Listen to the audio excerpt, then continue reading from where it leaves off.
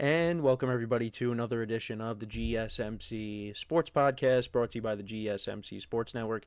As always, I'm your host, Kenneth Grunfelder, and it's great to have you guys here on this Thursday, March 20th. We have a lot to cover on the show today. Before I get into all that, just want to remind you guys, as always, to tip or donate, get your comments recognized. Make sure to hit that super chat button in the chat if you want to see me acknowledge any thought or comment you may have throughout the live broadcast. It makes the show more lively, more entertaining.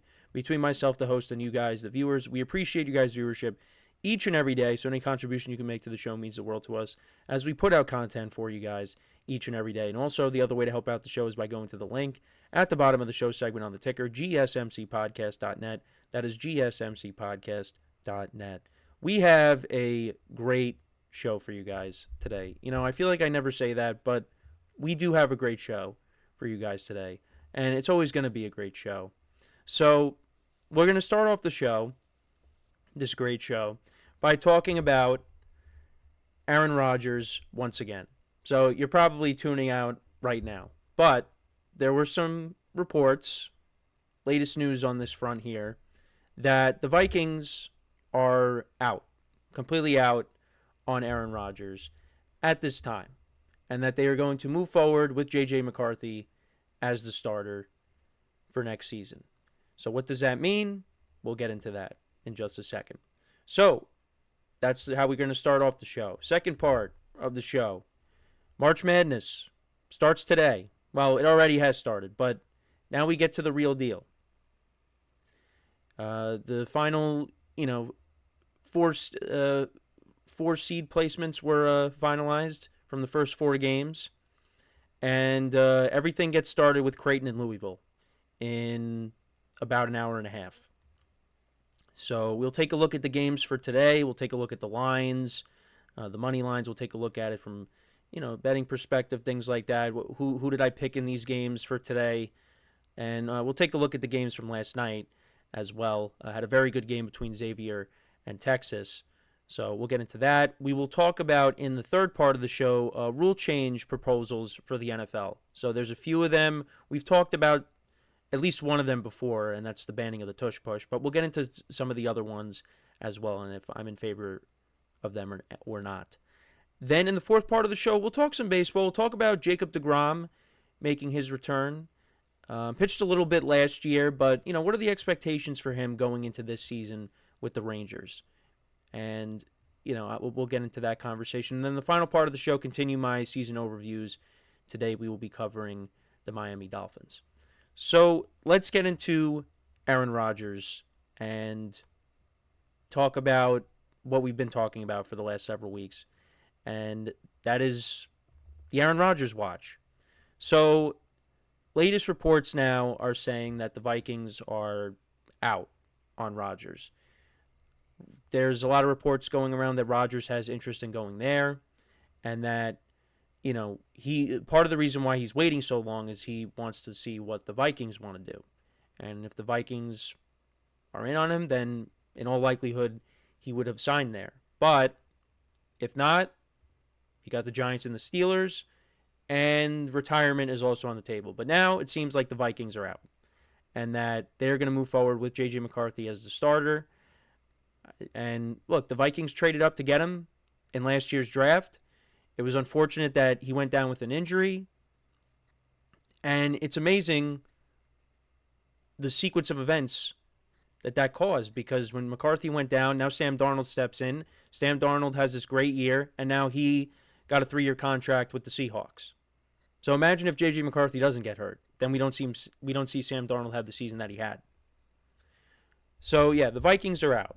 And what this means for the Vikings is you could see them go after, some of these other veteran quarterbacks that are on the market. Not Russell Wilson, because Russell Wilson wants to start. But you could see them potentially go after a Joe Flacco to come in and be the veteran presence behind J.J. McCarthy, which I think would be smart. I think it would be smart to do that if you're the Vikings. But we'll have to wait and see. But now with Aaron Rodgers, it's now the Giants and the Steelers again, or retirement. And, we've talked about how people are impatient, and I'm impatient too. I want to see what he does. I hope he continues to play. But if he ends up retiring, so be it. This is a tough decision. And I know people are saying that he's holding these teams hostage right now. But if you're the Steelers and you're the Giants, you could very easily pivot and go after, one of the other quarterbacks. And also, if you're the Giants, you have a top 3 pick. So you might be taking a quarterback with that, depending on what the other 2 teams do ahead of you. It looks like the Titans are going to be taking a quarterback. The Browns, with the latest mock drafts that you see coming out, it seems like Abdul Carter could be going to the Browns to pair him up with Myles Garrett, which, good luck if you're an offensive line next year. If you're an offensive lineman next year, having to block those 2 guys. But the Giants could be taking a rookie quarterback. They should. I know I was kind of, of the mindset like, hey, take best player available and then maybe take a quarterback in the second round.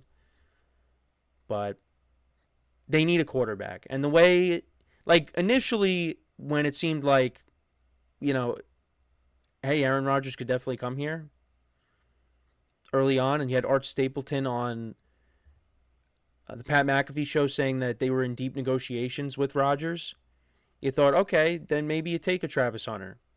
And also that was before they re-signed Darius Slayton too, I believe. So, but now time has passed, and at this point, yeah, take the rookie quarterback, and then if Rodgers is taking too long, which in many people's eyes he is, then you pivot and go after one of these other quarterbacks before they sign elsewhere. Now, Russell Wilson, he's waiting on what Rodgers is going to do. Because if Rodgers goes to one team, then Russell Wilson will go to the other, and vice versa. But if Rodgers just retires, well, then that opens up Russell Wilson's options if the Steelers do want him back. Because, I thought the book closed on the Steelers, but I guess, if Rodgers goes to the Giants and the Steelers are open to having him back. But, there was a lot of stuff going on behind the scenes with Arthur Smith and Russell Wilson, so I don't know if they're going to want to bring him back. And they did bring back Mason Rudolph. So the Steelers could go in with Mason Rudolph as their quarterback next year, which Steeler fans will be throwing a party over that, because there are some Steeler fans that just want the team to be bad. And, if Mason Rudolph's your quarterback next year from the start, I don't think that's a team that's making the playoffs. Yeah, you might finish with a record around 500, but I don't see it. I know they made it a couple years ago, but they were fortunate to get in. Rudolph came in, did a nice job. They won their final 3 games, but that's 3 games over the course of a full season. They're not making the playoffs with him at quarterback. They're just not. But maybe I'm wrong. You never know. So, we look. I don't want to sound repetitive. The Steelers are the better option between them and the Giants. That's a team that has made the playoffs the last couple of years. That's a team that consistently finishes over 500 or at 500. With the Giants, you're going to a team that, they made the playoffs a couple of years ago, but that was just an outlier. This team has just been unsuccessful for years, and they could very well be on their next general manager and head coach by season's end in 2025, after the 2025 season. But we don't know. And both fan bases are kind of just fed up. There's fans that don't want him. There's fans that do want him. Because, of the baggage that he brings. And I get it. I get it completely. And how does Rodgers fit, with these teams? And, yeah, he's an older quarterback. He's in his 40s now. But I do think wherever he does end up, whether it's the Giants or the Steelers, I think you're going to see a better version of Aaron Rodgers than what you saw in 2024. I don't think if he goes to one of these teams, he's going to completely embarrass himself and look like, how Peyton Manning did his final season. And his numbers were not bad last year. But there were definitely some rough stretches in there. The consistency is not there. And I think, if the Jets had better coaching, if the defense didn't take a step back, A lot of those one-score games they could have flipped, and this team, the Jets could have won more games last year. I don't put the blame solely on Rodgers. I will always come to his defense on that. There was more. It was more than just him. But yeah, he was not great at times. There were. You look at the Texans game. They won that game, but in the first half they got shut out. Right? They were not. He was not good in that game. The Cardinals game, not good.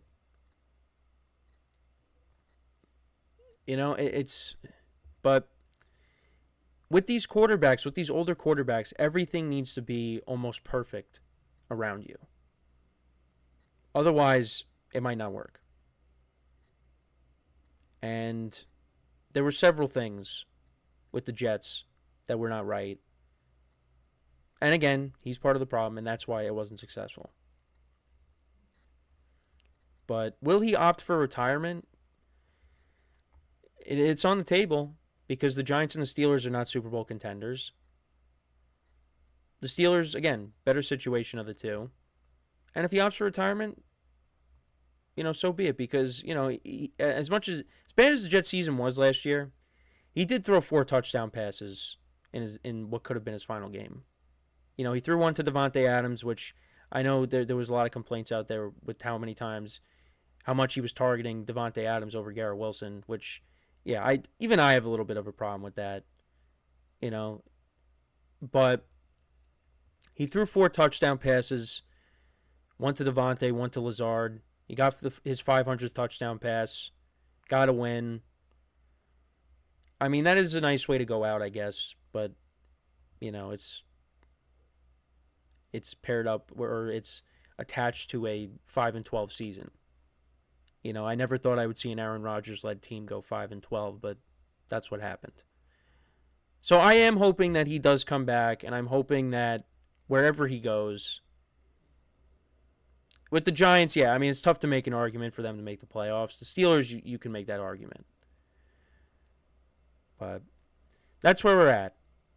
So the Vikings are out. The Vikings, they would have given him the best chance to win because of their roster. They easily had the best roster out of the 3 teams that have a ton of interest. But now it's down to the Steelers and the Giants again, or retirement. So let me know what you guys think. Does Rodgers retire? Does he go to the Giants? Does he go to the Steelers? Does he go to a team that comes out of nowhere? Does he wait till someone gets injured? Let me know in the comments. So we are going to take our first break of the show now. And then when we come back, we will talk about the games for today in March Madness. My picks for these games. We'll get into all that when we return. So with that being said, stick around, and we'll be right back here on the GSMC Sports Podcast. I feel like I'm losing my mind. Is everybody in the world blind? Please, Lord, give me a sign, a sign. I feel like I'm losing my mind. Is everybody in the world blind? Please, Lord, give me a sign, a sign.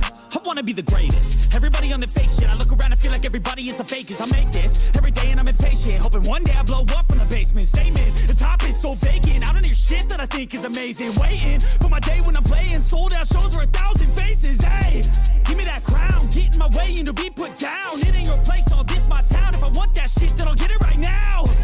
I'm losing it, the noose it fits, I'm losing shit. A stupid myth, you choose to live or choose to dip. You choose to fight or lose your grip and lose a gift. I feel like I'm losing my mind. Is everybody in the world blind?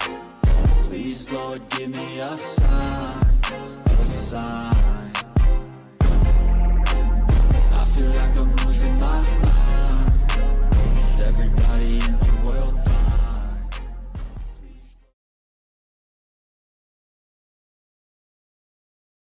And we are back here on the GSMC Sports Podcast. And for the second part of the show, we are now going to talk about March Madness. Happy March, everybody, even though March is almost over. But this is the beginning of the craziness. Upsets. It really is, it's a fun time. It's a fun time. And, for me, You guys know me by now.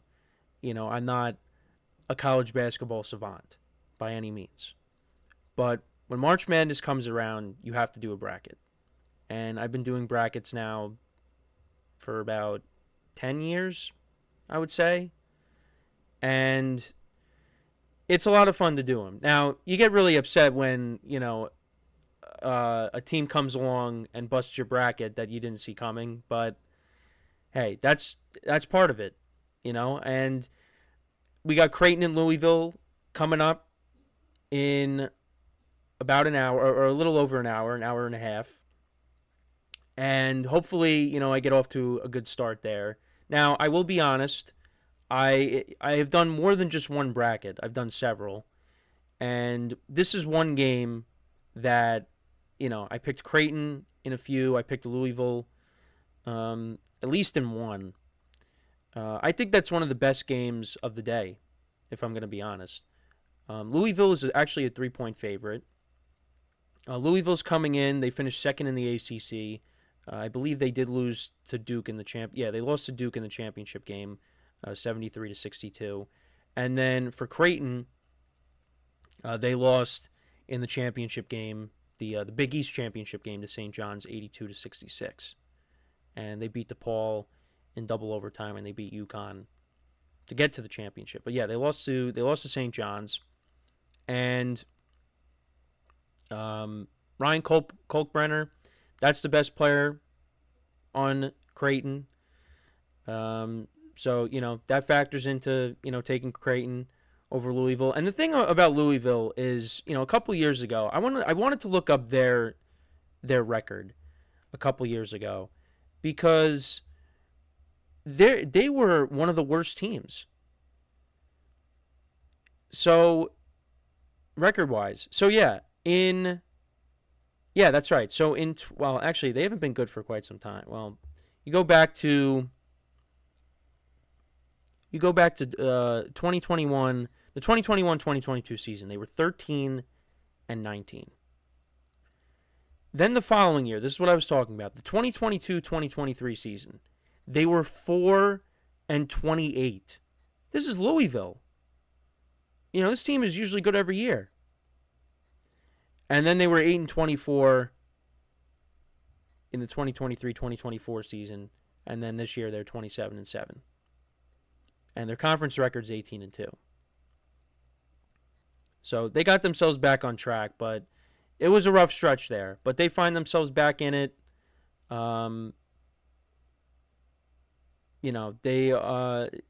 27-7 on the season. But I do have, like I said, I do have Creighton winning in a majority of my brackets, and I'm going to stick to that. Last year, fun fact about last year, in my bracket, I had 3 out of the 4 teams coming out of the Big East. I had Marquette, Creighton, and UConn.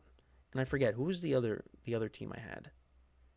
I forget what the other team I had was, but I know 3 out of the 4 were from the Big East. Now, obviously, that ended up not happening. I did have UConn winning the whole thing, and, of course, well, just like everybody else did, and that's what ended up happening. But I will make sure not to do that again. So I do have Creighton winning. I have Purdue winning. They are 8-point favorites against High Point. Now, High Point won their conference, I believe. They were first in the Big South. Had a very good conference record this year. 14-2, 29-5 on the season. That could be a potential upset. Now, if you remember, when Purdue was a 1 seed a couple years ago, they were upset by the 16 seed. It definitely could happen. Could happen here. You also have Wisconsin and Montana. Wisconsin, they fell to Michigan in the Big Ten championship. They are 16.5-point favorites. I do have them moving on pretty much in all of my brackets, but you never know. Houston is a 28.5-point favorite. I think they should win today. A lot of people are picking them to win the championship. I do have them winning in at least one of my brackets. I know everyone's talking about VCU and BYU. That could be a potential upset there. I know one of my friends has BYU going to the Elite Eight. That one, some of my brackets, I have BYU moving on. I have VCU moving on. VCU is 28-6 on the season. They're an 11 seed. BYU is a 6. So we'll see what happens there. I know one of my friends is picking McNeese to upset Clemson. Both teams have same record. Clemson, very good year. They finished in second place in the ACC behind Duke. And then for McNeese, they finished in first place in the Southeast or in the Southland Conference. They were 19-1 in their conference this year. So they're 7.5-point underdogs. Potential upset. Auburn is a 32-point favorite against Alabama State. Now, Auburn's the one team, the one seed that, I was originally like, wow, this team looks like this could be the one to win it all this year. But they've kind of gone on a skid as of late. They did lose to Tennessee in the SEC tournament. They dropped their final 2 regular season games. They lost in overtime to Alabama. They lost to Texas A&M the week before that. They've lost to Florida this year. They did lose to Duke. So that's, I don't know. I'm getting the sense that could be a team that you potentially see getting knocked out early. Because in some of my brackets, I do have them getting knocked out in the next round. You got Gonzaga, 6.5-point favorites against Georgia. Gonzaga, is one of the staples of the tournament. They're good for a few rounds, and then they end up getting eliminated at some point. Tennessee, as a 2 seed against Warford. I got them moving on. They're 18.5-point favorites. The money line, if it's here. So the money line right now, it's minus 2,000. So, they should win. Kansas and Arkansas is interesting. I do have Arkansas advancing in some. John Calipari with his new team.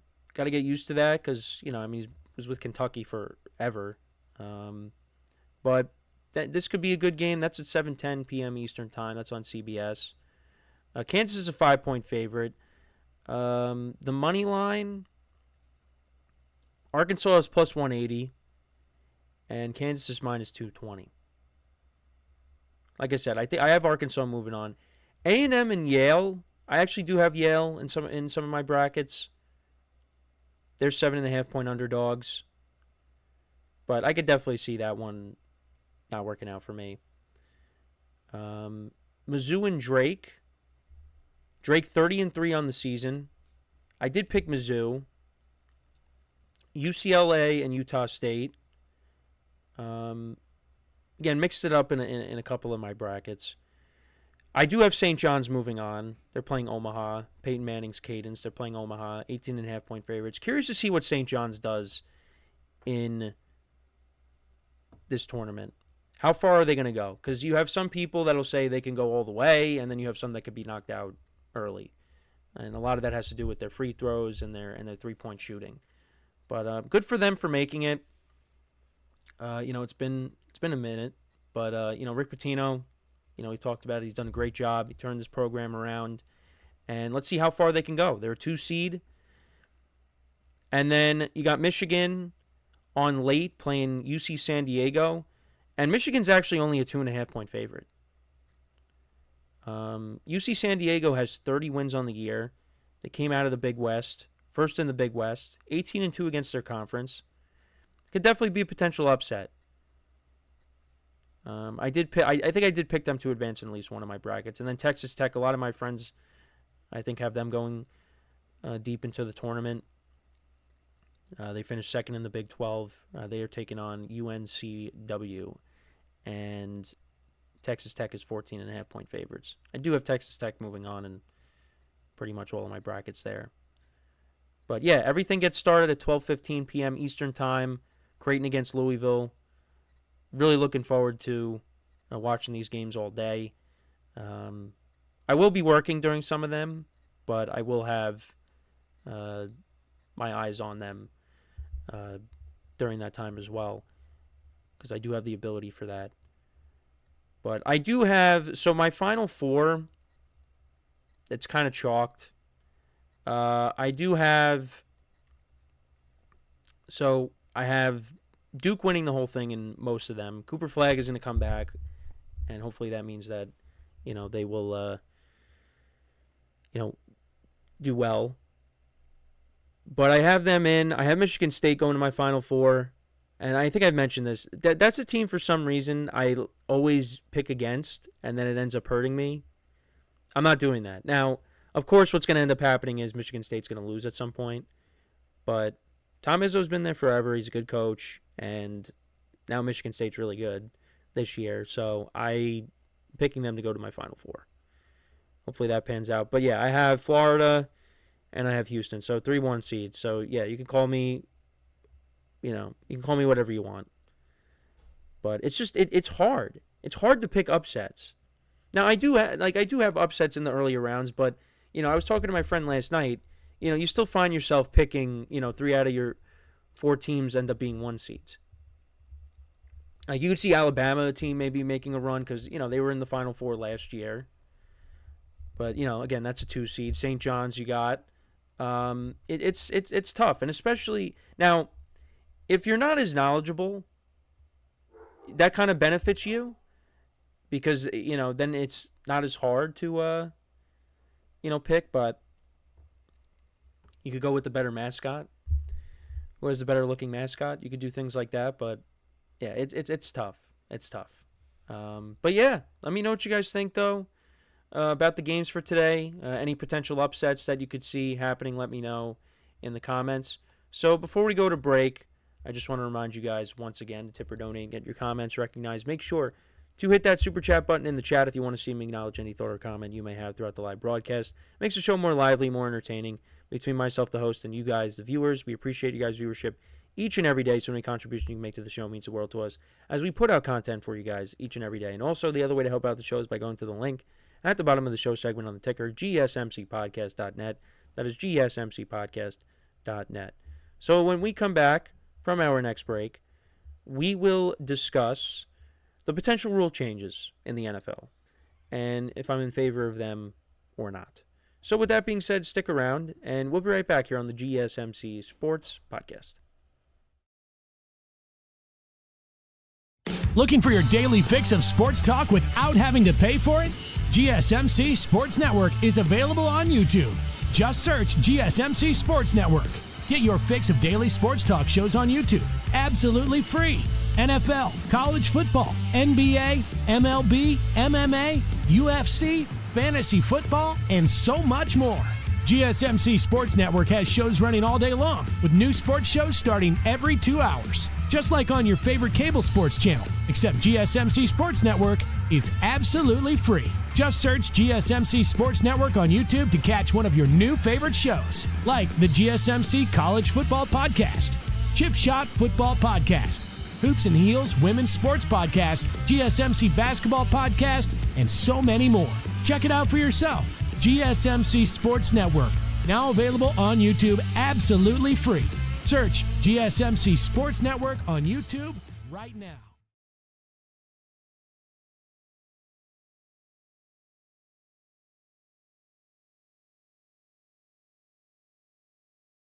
All right, and we are back here on the GSMC Sports Podcast, and for the third part of the show, we are now going to talk about the potential rule changes in the NFL and if I'm in favor of these rules or not. So one of them we actually did talk about before, and that is the banning of the tush push. But there's a couple of other ones as well that I wanted to discuss.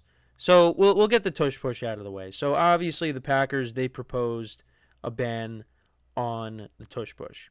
So it would amend Rule 12, Section 1, prohibits an offensive player from pushing a teammate who is lined up directly behind the snapper and received the snap immediately. So, yeah, banning of the tush push. Look, as much as I think the tush push is ridiculous and it's annoying at times, I don't think it should be banned. I've taken that stance and I'm going to stay with it. Because it's successful. Because the Eagles have a great offensive line. Because the Eagles also, well, they just won the Super Bowl. And they didn't win the Super Bowl because of the tush push. They won the Super Bowl because they're a great team. The tush push is an accessory to that. You know, they have the ability to do that because of the personnel. And eventually, the tush push is not going to work. It's not going to work. Because, you know, the Eagles, yeah, they are able to, you know, lose guys and then they're able to replace them. That's what they did with Jason Kelsey. That's what they did with Fletcher Cox. They're going to have to do the same thing with Brandon Graham. You know, they lost Josh Sweat. They cut Darius Slay, James Bradbury. They traded C.J. Gardner-Johnson. You know, they're going to have to replace those guys. They'll figure it out. You know, on the offensive line, yeah, you lost Kelsey. Lane Johnson's still sticking around, but at some point, he's going to call it a career, and they're going to replace him. You know, the Eagles are a well-run organization. We've said it many times. And, you know, you could see part of my Giants comforter behind me. You know, I don't like saying it, but you have no choice. You have no choice. They just won the Super Bowl. And, you know, how come some of these other teams, when they try it, it doesn't work? You know why? Because you don't have the personnel that the Eagles have. Now, I don't know how the Bills had such a problem doing it. It's, again, the offensive line. But you have Josh Allen, who should be able to truck anybody. And it's annoying that we had to have that controversy over that first down, because now everyone points to that as that's the reason the Bills lost, because they didn't pick up that first down. Well, you got to see the Chiefs get obliterated in the Super Bowl, so I hope you were happy. But they should not ban the tush push. They shouldn't. And I know there's people that are going to say it should be because it's not football. I understand that. But at some point, it will be stopped. And, you know, they talk about player safety. Who has gotten hurt? Who has suffered a significant injury from running the tush push? I want to know. Because there really isn't anybody out there. There really has not been a significant injury from it. And until that happens, it's not going to get banned. Like, and we've talked about this. If someone gets significantly hurt and it's a big name player, then it'll get banned. Or the conversations will really increase on that. But it's not going to happen. Now, the other rule changes. So, well, actually, one of them is it would eliminate an automatic first down. So this is amend Rule 8, Section 4. Eliminates an automatic first down as a penalty for defensive holding and illegal contact. That one I actually don't really have a problem with. I'm okay with that. I don't really have any complaints on that. The other one that I don't really have a problem with, that was not the one I was going to mention, but the other one is align postseason and regular season overtime rules. Both teams get possession regardless of the first possession outcome. Regular season overtime set to 15 minutes. I have no problem with that. I think you should. You have it in the postseason. Implement it in the regular season. Now, the reason why I think the reason why they narrowed it down to 10 minutes is so, you know, it's a faster overtime period. But yeah, I mean, I guess, you know, they made the change in the postseason because they believed, hey, it's a big game. You want to see the other team have an opportunity to possess the ball if the first team goes down the field and gets a touchdown. Because how many times, you know, during Aaron Rodgers' career did we see, you know, him not get the ball in overtime? Team goes right down the field and scores a touchdown. The Cardinals did it to him, and the year before that it was the Seahawks, obviously. Well, the Packers shouldn't have been in that position anyways, but they ended up blowing that lead. You know, it's whatever. But, yeah, I mean, you wanted to... You want to see that. And then, you know, also when Patrick Mahomes will get the ball in overtime against Josh Allen, that's the reason why the rule changed, is because of the Bills. But, yeah, I don't have a problem with that one. Now, here's one that I really have a problem with. This is the one, now, other than the tush push, This one I have a problem with. Allows wild card teams to be seeded higher than division champions if they have a better regular season record. Not for that. Not for that. Everybody was complaining about that because, the Vikings, they had 14 wins, and the Lions, same thing. But, the Lions beat them, and then the Vikings ended up going from potentially the number 1 seed to now the 5 seed, and they're playing against the Rams. It was unique circumstances. You had 2 teams that had really good records, and it just so happened that they played in the same division. That's not going to happen every year. You're not going to get 2+ 14-win teams from the same division in the playoffs every year. You're not going to get that. It's not happening. I'm not for that. You're watering down the importance of your division. Now, I get it, because then you could also say, well, look at the NFC South the last few years. The Bucs won it in Brady's last year. They were 8-9. You shouldn't have an 8-9 team hosting a playoff game, but you know what? They won their division. And that's not going to happen every year. Now this year they went 10-7. Win your division. You know what? And well, actually, the funny thing is that's the Lions proposing that rule. If it was the Vikings, then you could say, well, you're only saying that because you lost the division. The Lions are the team that did it. But I'm sorry.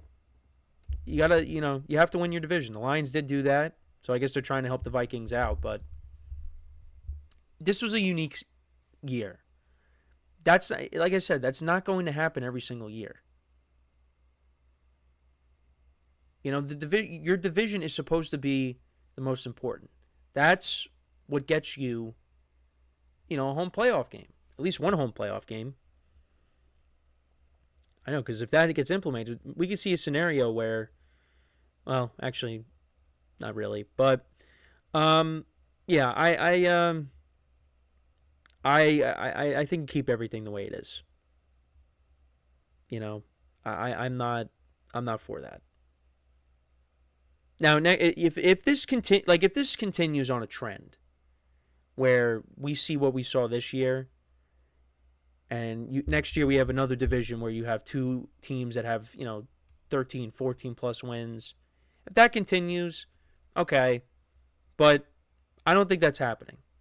You're not going to get 2 teams with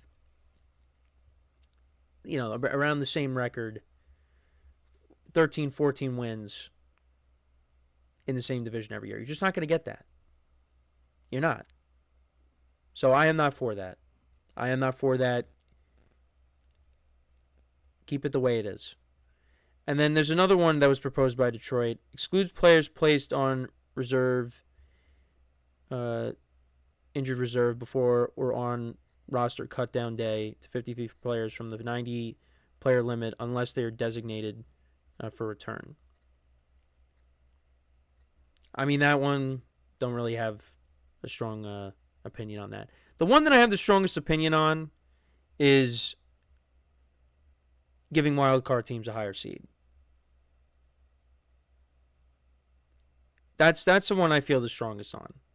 And then the tush push I said shouldn't be banned. But, yeah, I mean, because if you're a division winner and you're now a lower seed, it's like, well, what was the point of winning the division then? That's the thing. It lessens the importance of winning the division for certain teams. So, like I said, not for that. But let me know what you guys think about these rule changes. Now, they're potential rule changes. That doesn't mean they're necessarily going to happen. But some of them, like the overtime rule, I could see. But yeah, I mean, if the tush push gets... I mean, look, if the tush push got banned, so be it.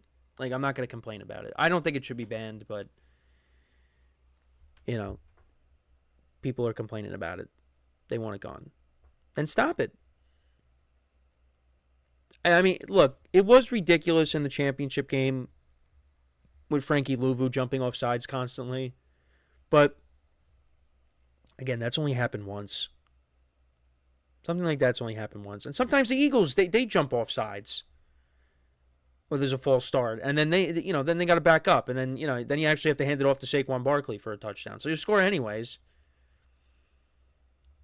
And I'm talking like the Eagles are the ones trying to get it banned. No, I'm just saying, the Eagles, they do it to themselves sometimes too on that play, but it shouldn't be banned. So, and the seating change, I mean, you're turning it into the NBA, but that's what the NBA does. You're the NFL. You don't need to do that. You don't need to do that. Yeah, you can keep adding wild card teams if you want, but don't change how the seedings are formatted. You win your division, it's supposed to be important. So you could tell that I'm not in favor of that. No, I'm not in favor of it. So that is that's pretty much it when talking about that. Let me know what you guys think though about the rule changes. What ones are you in favor of? What ones are you not in favor of? Let me know in the comments. So when we come back from our next break, we'll talk some baseball. We'll talk about Jacob deGrom. The expectations for him going into the season, as he is set to hopefully pitch a full year. So we will talk about that and what to expect from him on that front. So with that being said, stick around, and we'll be right back here on the GSMC Sports Podcast.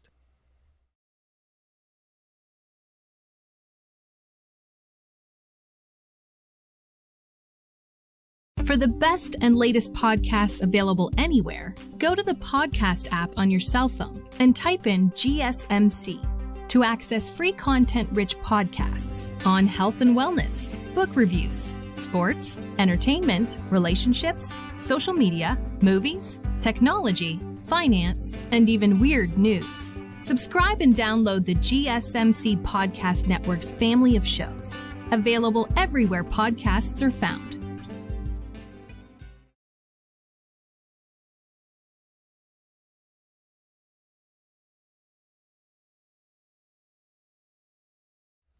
All right, and we are back here on the GSMC Sports Podcast, and for the fourth part of the show, we are now going to talk about Jacob deGrom. And, all right, don't know why my back... All right, here we go. The backup camera is now is fully operational here. So, Jacob deGrom. Last year, he did make his return briefly. He went 2-0 with a 2.67 ERA in 6 starts. But he hasn't pitched a full season since 2019. Because 2020, was the COVID season. He started in 15 games in 2021, 11 games in 2022, only in 6 games in 2023. And then, last year, actually, no, I think I was looking at the... But last year he only pitched in 3 games. It was 2023 he pitched in 6 games. And then he had to get Tommy John. But he's dealt with having to get Tommy John surgery, elbow injuries. Well, that's what Tommy John is. With shoulder, wrist, you name it. And that's 41 innings over the past 2 seasons. So basically hasn't pitched in a full season since 2019. And it's, I mean, you're hoping he bounces back. Now, still working through some things this year, this spring training, trying to get himself right for the regular season. And the Rangers, they're not going to, put him at the front line of the rotation. He's going to be a back of the rotation guy as we start. And hopefully, when we get to the second half, maybe he opens up the second half for the Rangers. Rangers are one of those teams that could really bounce back. If their pitching's right, if their lineup bounces back, because there were guys that were hurt last year, guys underperformed like Adolis Garcia. He had a disappointing year last year. Rangers could be a team that, is dangerous. Corey Seager, also a guy that was hurt last year. But Jacob deGrom, during his time with the Mets, I mean, he was one of the best pitchers to watch whenever he was ready to go. Whenever his day came around, even myself as a Yankee fan would want to tune in and watch because what he was doing was special. you go back to his days with the Mets. I mean, 2018, 32 starts. He had a 1.7 ERA. And he was 10-9. The Mets couldn't score for him. Following year, went 11-8 with a 2.4 ERA. Got off to such a great start in 2021. He was 7-2 with a 1.08 ERA. And actually, he made his first career start against the Yankees. I remember that. That was Jeter's last year. And I believe the pitcher that went against him, and don't ask how I remember this, I think the pitcher that went against him was Chase Whitley. It was either him or Tanaka. But I do remember he made his major league debut against the Yankees. And he really turned out to be a very good pitcher. And he went through, a tough stretch. At one point, there was that infamous, a shot of him. I believe he was in tears, in the dugout. And Terry Collins went over to him and, was talking to him. Terry Collins was very influential with him, and he was part of a World Series team. I think it was that year. It was 2015. And you had that rotation with him and Syndergaard and Matt Harvey and Steven Matz. It was a very good rotation. And it unfortunately, didn't last very long. But they helped propel the Mets to the World Series that year. And like I said, deGrom was like must-see TV if you're a baseball fan. But, yeah, injuries caught up to him, and, he was very disappointed when he got hurt in 2023. He was in tears then. He was able to get that World Series ring, but, he wanted to be a part of that. And if the Rangers bounce back here, he's going to be a big reason for it, you hope. And, it's amazing because he's 36 years old now. And like I said, I remember he made his debut. I mean, he's been in the league for a while now. I was in my freshman year. I was either in my freshman year. I was still in middle school when he made his debut. And now, I'm a few years removed from college. It's time flies. Time's going way too fast. But the Rangers, obviously, they want to be careful with him. They signed him. How much was that contract? It was a big contract. They took a huge gamble signing him.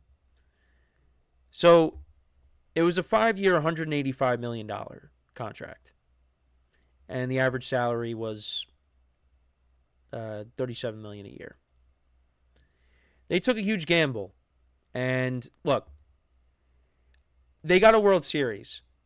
So you could kind of live with it, I guess.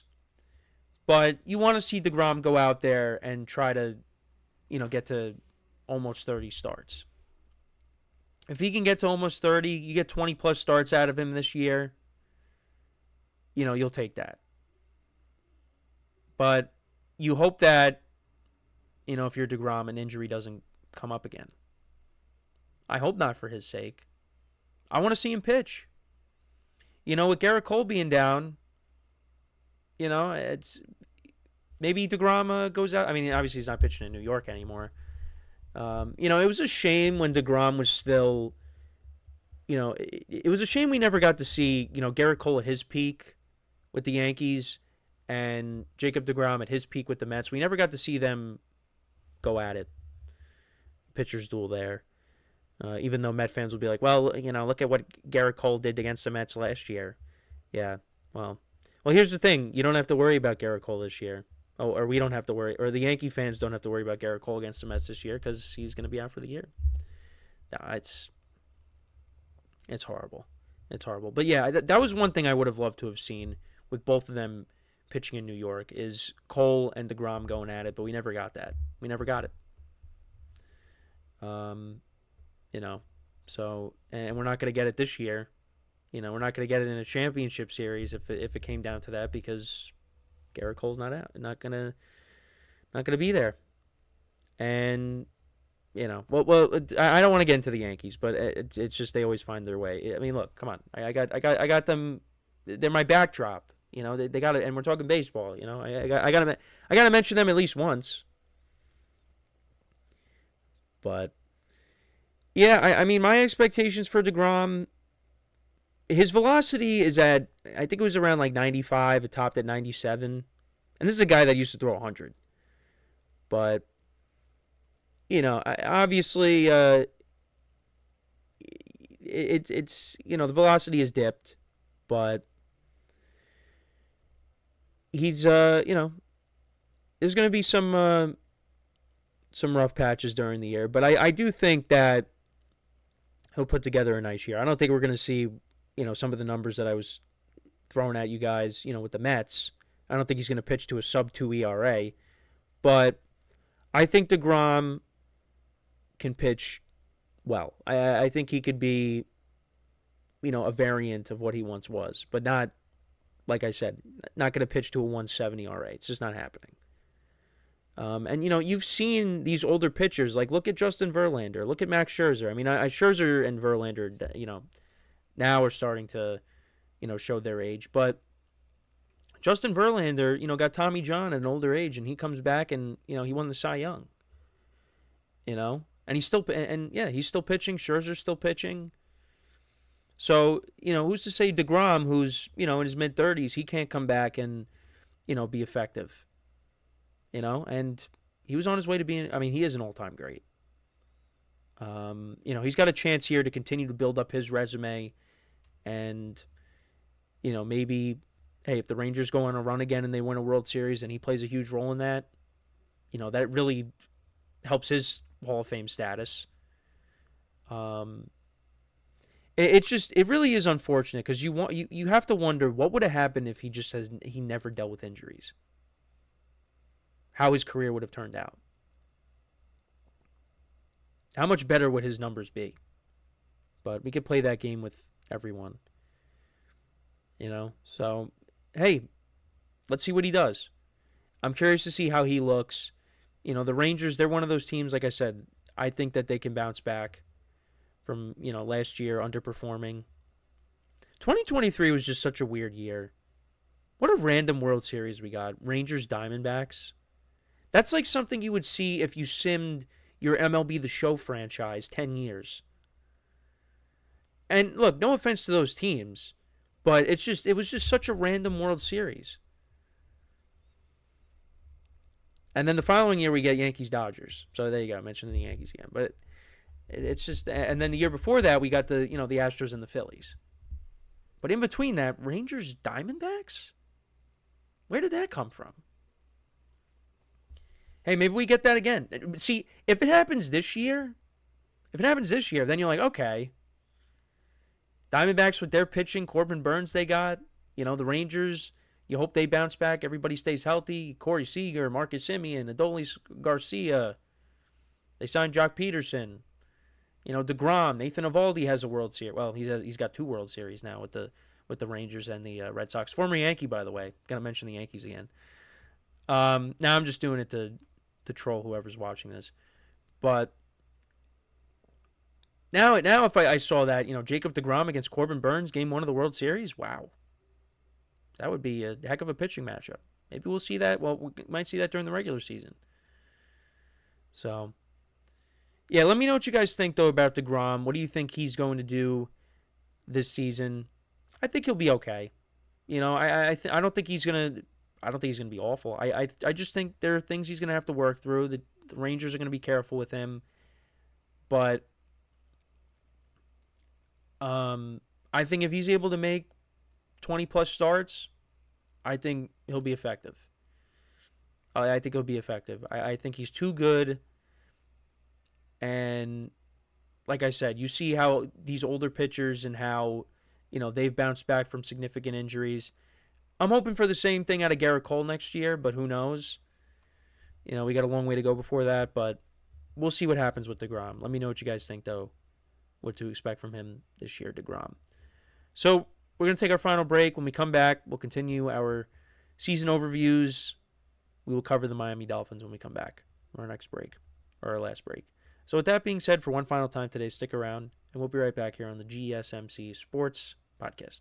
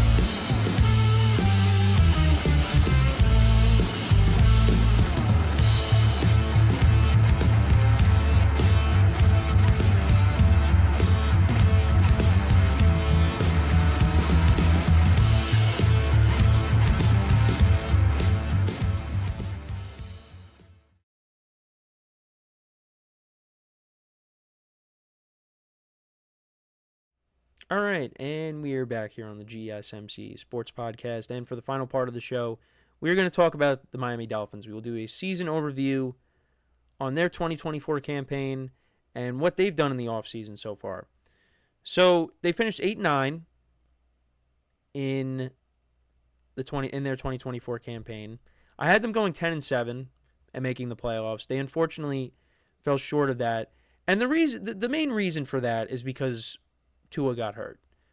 Tua ended up getting hurt in week 2 against the Bills at home, suffered another concussion. Did make his return in week 8 against the Cardinals. But he did miss some time. Dolphins did get off to a good start, though. They won 20-17 over the Jaguars. They had a 10-point comeback. They outscored the Jaguars 13-0 in the second half. Tyreek Hill, what a day he had. Not just on the field, but off the field, because, there was that incident that happened before the game where he got arrested, but, was still able to make it to the game, and he had 7 receptions for 130 yards and a touchdown. You also had Jalen Waddle had over 100 yards receiving as well. Tua had a nice day. He had 338 yards passing, a touchdown, no picks. But, Dolphins got the win. Good start for them. But then everything fell apart because Tua got hurt.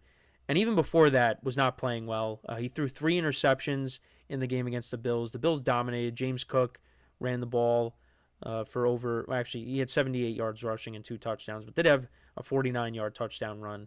But yeah, the Bills, they dominated. And Dolphins left that game thinking, oh no, here we go again with Tua being out. And it didn't get any better because the offense really just went into the tank. They lost 24-3 against the Seahawks in Seattle. Skylar Thompson actually ended up getting hurt in that game because he took over for Tua. He ended up getting hurt. Tim Boyle had to come in. And then they played against the Titans. Tyler Huntley ended up starting that game. They lost 31-12 in that. And actually, Will Levis got hurt in that game. And despite that, the Titans were able to put up 30 points. Then they actually got on the board and won. They won in New England, so they got to 2-3 going into the bye. And then coming out of the bye, they lost 16-10 to the Colts. And Dolphin fans were like, can we please get Tua back? Which they did. And it did make a difference. And you thought the Dolphins were going to win this game. They were up 13-7 at the half, but then the Cardinals and Kyler Murray put together a nice second half. They outscored the Dolphins 21-14 in the second half. They won 28-27. So that was a tough loss. That sent the Dolphins to 2-5, and then they lost a heartbreaker to the Bills. Tyler Pass kicked a late field goal to put a 61-yarder to win 30-27. So the Dolphins were 2-6, losing some close games, and you thought, yeah, things are not looking good for them. But then they rattled off 3 straight. They beat the Rams on Monday night, which I thought was an impressive win. I thought the Dolphins' defense played really well. Then they beat up on the Raiders and the Patriots. So they got themselves to 5-6. But everybody was talking about this. Now you're going up against the Packers on Thanksgiving in Lambeau. It's cold. Dolphins have been heavily criticized when it comes to playing in cold weather. Could they get it done? We talked about that story on the football podcast when Mike McDaniel was throwing, ice cubes at people, I think. Trying to say, hey, look, we can play with anybody. And yeah, it was kind of more of the same. Tua in the game. Actually, no, he didn't turn the ball over. Well, the Dolphins did turn it over at least once. Malik Washington fumbled. I thought Tua threw a pick in this game. I guess not. But did have 365 yards passing in the game. But yeah, they didn't score a touchdown until the second half. They were losing 24-3 at the half. Then the Packers were kind of on cruise control the rest of the way. But then they had the comeback win against the Jets in overtime. Couple of touchdown passes by Tua. They got to 6-7. Then they lose to the Texans. So that basically sealed their fate with the playoffs, in my opinion. Tua did play one more game. They defeated the 49ers 29-17. Then they beat the Browns in Cleveland, but then they lost to Aaron Rodgers and the Jets the final week of the regular season. Tyler Huntley played that game because Tua, I think, was dealing with I think it was a hip injury. So, yeah, they finished 8-9. If he doesn't get hurt, I think they beat the Titans. I think they beat the Colts. And, that gets you to 10 wins, and you're probably in the playoffs. So, yeah, well, actually, the Broncos are 10-7. Maybe they don't, but, it's a disappointing year for them. You look at the stats, 19 touchdowns and 7 picks for Tua, just under 3,000 yards passing. Devon Achane, the problem with him has been injuries these first 2 years, but when he's right, he's one of the better running backs in the league, honestly. He had 907 yards rushing and 6 touchdowns. Raheem Mostert, complete 180 from the year before, only had 278 yards rushing and 2 touchdowns. Tyreek Hill, a little bit of decline in his stats from the year before. Well, mainly, again, because Tua got hurt. 81 receptions for 959 receiving yards and 6 touchdowns. And then after, the year, you heard him say, or actually, no, I think it was still during the season, but towards the end, that, he was saying he wants out. But then he walked back those comments. So who the heck knows what's going on there. But Jonnu Smith actually was a surprise. He was their second leading receiver. He had 8 touchdowns on the year. Yeah, led the team in touchdown receptions. You actually only had 4 pass catchers on the team score touchdowns. Devon Achane had 6 receiving touchdowns. Jalen Waddle had 2. Jonnu Smith had 8. And Tyreek Hill had 6. Nobody else had a touchdown other than those 4 guys. And then rushing touchdowns, Achane had 6. Mostert had 2. Tyler Huntley had 2. Malik Washington, Alec Ingold had 1. And then on the defensive side of the ball, Zach Sealer, he had 10 sacks on the year. Calais Campbell had 5. He's still currently a free agent. Jordan Brooks had 3. Terrell Dotson, he led the team in interceptions with 3. Jalen Ramsey had 2. And then for Jason Sanders, 37-41 for field goals. So that was a 90%. So he was still pretty good. But, yeah, the Dolphins, compared to the year before, it was a disappointment and no playoffs. So far in this offseason, they signed a couple of offensive linemen. They brought in Westbrook Akine from the Titans, who was pretty good last year, to be their third wide receiver. They brought in Alexander Madison. They lost Raheem Mostert. He went to the Raiders. So the Raiders and the Dolphins essentially traded running backs. Mostert going to the Raiders, and now Madison going to the Dolphins. They signed Artie Burns, a corner. They actually signed Zach Wilson to be the backup. So how about that? So they had Mike White in 2023, and now they're going to have Zach Wilson in 2025. And then looking at their stats, their league rankings for both offense and defense. So they ranked 18th in total yards per game, 22nd in points per game, passing yards per game 15th, and 21st in rushing yards per game. But they were somehow 4th in time of possession. And then defensively, total yards per game, they were 4th. So, got to improve on that, giving up an average of 314.4 yards per game. Points allowed per game, they were 10th, giving up 21.4. And then passing yards allowed per game, they were 9th. And then rushing yards allowed per game, they were also 9th. And they were 27th in sacks and 22nd in interceptions. So the defense definitely needs some work. Definitely needs some work there. The draft, we'll see what they end up doing with their first selection. You would think maybe they'd go defense, right? They did sign offensive linemen. They could go offensive line, could go defense. I think they maybe try to get like an edge rusher or a linebacker. I think that's probably what maybe they go for. Or maybe someone on the interior. Because it doesn't seem like they're bringing back Calais Campbell as of right now. I mean, that could change. But, next year, if Tua could stay healthy, that's the biggest thing. Tua needs to stay healthy. And they really have taken a huge gamble giving him that big contract, and he's taking a huge gamble too because of the injuries. I mean, many people are saying retire, but he wants to keep playing. And hopefully, look, 2023, he played every game. The concussions weren't an issue. And then, of course, the second game of the year, that's when it ends up happening again. So hopefully, next year we could steer clear of that, and the Dolphins can bounce back. But for me, look, they got to get back to the playoffs and show that they can win, in cold climates, unless they're hosting a playoff game. But right now, this is the Bills' division to lose, and I still would take them right now, and especially because they got the MVP on the team too, and Josh Allen. So yeah, we'll see what happens. But let me know what you guys think though about the Dolphins and their season. What do you think they could do in the draft? Let me know in the comments. But that is pretty much it for the show for today. Thank you guys for tuning in. Make sure to check out all of the other shows as well on the network. Make sure to leave a like and comment on the videos as well. Give the other shows some love, like I always say. Really excited for March Madness. We got about 40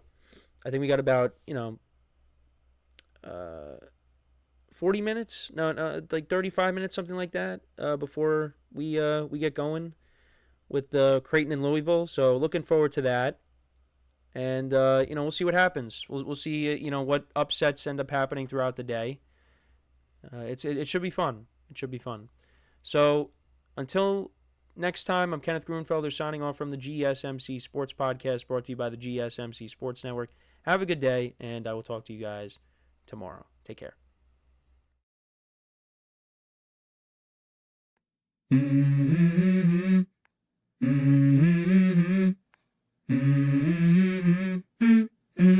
Let's go. I wake up to a little bit of drool on my pillow, feel like it's gonna be a bad day. Yeah, I'm tired of shit, and the coffee ain't hit yet, damn, ain't that great. I don't wanna go to